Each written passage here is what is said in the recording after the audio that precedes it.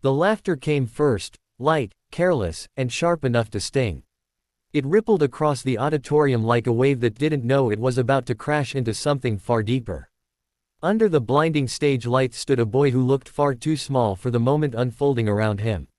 His sneakers were scuffed, his jeans faded at the knees, and the guitar hanging from his shoulders looked like it had lived a longer, harder life than he had. He shifted his weight from one foot to the other, blinking at the judge's table where raised eyebrows and half-smiles silently asked the same question, "Is this kid serious?" The boy swallowed, tightened his grip on the guitar neck, and waited for the noise to settle, though it never truly did. His name was Eli Parker, and at 16 years old, he had already learned how quickly people decided what you were worth. He'd felt it at school when teachers assumed he wouldn't turn in homework on time because he worked nights. He'd felt it at the grocery store when customers looked through him as if he were part of the shelves, not a person. And now he felt it here, on the biggest stage he'd ever known, under the gaze of judges who had seen thousands of hopeful faces and learned to protect themselves with skepticism. The audience murmured, the judges whispered to one another, and somewhere in the back, someone snorted a laugh. Eli lowered his eyes, just for a second, and reminded himself why he was here. 3 months earlier, the stage lights had been replaced by the dull hum of fluorescent bulbs in a hospital hallway. Eli sat in a plastic chair outside room 214, his guitar case leaning against the wall beside him. Inside that room lay his mother, Karen Parker, her breath shallow, her skin pale against white sheets. She had always been strong enough to raise him alone after his father left, strong enough to work double shifts as a waitress, strong enough to smile even when the bills stacked higher than hope. But illness had a way of humbling even the strongest people. When the doctors said, long-term treatment, and mounting costs, Eli heard something else: "You're on your own now." Music had been his refuge long before the hospital. His mother used to play old records on Sunday mornings, filling their small apartment with the sounds of another era. She loved classic rock, songs that told stories, songs that lingered. Hotel California was her favorite. She used to hum along while cooking, her voice soft and warm, as if the song carried memories she never fully shared. When money was tight and stress hung heavy in the air, she would put on that record and say, "Music reminds us we're more than our problems." Eli believed her. He learned to play guitar on a beat-up acoustic someone left behind at the diner. A customer forgot it in a booth one night, and when no one came back for it, his mother let him bring it home. The strings were rusted, the body scratched, but to Eli it was a gift. He practiced after his shifts, fingers aching, calluses forming, until the notes felt like an extension of his own thoughts. He didn't dream of fame or applause. He dreamed of hospital bills paid, of his mother smiling without pain, of a future that didn't feel so fragile. When he saw the audition announcement online, he almost scrolled past it. Shows like that were for kids with coaches and confidence, not for boys who smelled like coffee and fryer oil at the end of the day. But the prize money caught his eye, and for the first time in weeks, hope flickered. His mother noticed the change immediately. "You should try," she said from her hospital bed, squeezing his hand with what little strength she had. "If you don't, you'll always wonder."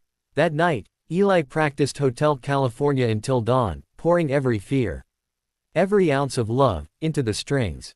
Now, standing on stage, that memory steadied him.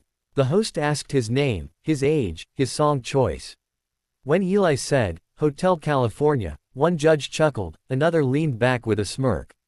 It was an old song, overplayed, and this kid didn't look like he could bring anything new to it.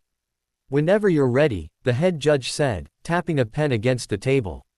Eli nodded, took a breath, and closed his eyes.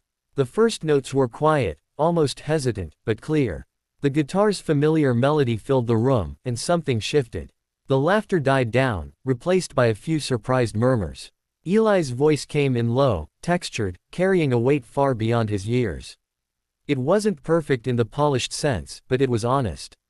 Each lyric sounded lived in, as if he wasn't singing about a mysterious hotel, but about a place he'd known intimately, somewhere beautiful and trapping all at once. As he sang, images flashed through his mind: his mother smiling through pain, the hospital bills tucked into a drawer, the nights he'd fallen asleep with his guitar still in his hands. His voice cracked slightly on one line, and instead of pulling back, he leaned into it. Vulnerability spilled into the room, uninvited but undeniable. The audience grew silent. Phones lowered. Eyes fixed on the boy who no longer looked small. The judges exchanged glances, their expressions changing from amusement to curiosity, then to something closer to awe. The head judge stopped tapping his pen. Another leaned forward, elbows on the table, as if drawn closer by an invisible thread. Eli's fingers moved confidently now, his body swaying with the rhythm, completely lost in the song. When he reached the final verse, his voice rose, not louder but fuller, carrying a sense of longing that wrapped around every listener. The last chord rang out and lingered in the air like a held breath. For a moment, there was nothing, no applause, no whispers, just silence. Then someone in the audience stood. Then another. Applause erupted, loud and sustained, washing over the stage in a way Eli had never experienced. His eyes opened, wide with disbelief, and he blinked back tears. The judges stood too, clapping, their earlier laughter now a distant memory. "Eli," the head judge said when the noise finally softened, his voice unsteady, "why did you choose that song?" Eli hesitated, then answered honestly. He told them about his mother, about the hospital, about how music was the only thing that made things feel bearable. He didn't ask for sympathy, he simply shared his truth. The room listened. Some wiped their eyes. One judge cleared her throat before speaking. "You reminded us," she said softly, "why we fell in love with music in the first place." The audition clip went viral within hours. Millions watched as laughter turned into awe, as a boy with a worn guitar transformed a room. Messages poured in, people sharing their own struggles, thanking Eli for reminding them they weren't alone. Donations appeared, first small, then staggering. Strangers started a fundraiser for his mother's medical expenses, and within days, it surpassed what Eli could have imagined. But the most important moment came later, in room 214. Eli played the clip on his phone for his mother, who watched with tears streaming down her face. "You did it," she whispered, pride shining brighter than the hospital lights. He shook his head. "We did," he replied, placing the guitar gently beside her bed and playing the song just for her, this time softer, slower, filled with gratitude. Eli didn't win the competition outright. He didn't need to. What he gained was far greater, a reminder to millions that kindness often hides behind unassuming faces, that laughter can turn into understanding if we allow it, and that humanity's greatest power lies in listening. The judges learned it. The audience felt it. And a boy who once stood trembling under stage lights learned that when you share your heart, the world sometimes listens back. Long after the applause faded, Hotel California played on, not as a song about a place you could never leave, but as a reminder that hope, once invited in, can change everything.